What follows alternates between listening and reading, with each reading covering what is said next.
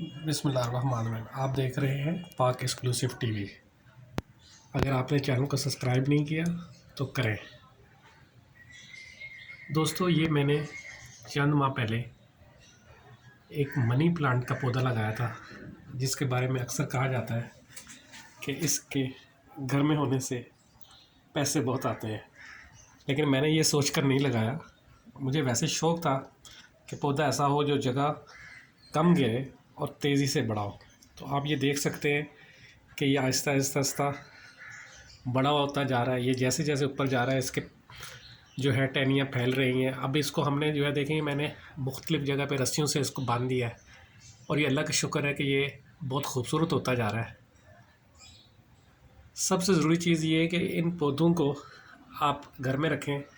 एक मग्गा पानी या एक गिलास पानी आप इसको डेली डालते रहें तो इसके लिए काफ़ी है। आप ये देख रहे हैं, इसके हरे हरे पत्ते कितने खूबसूरत लगते हैं, बिल्कुल पान के पत्ते की तरह।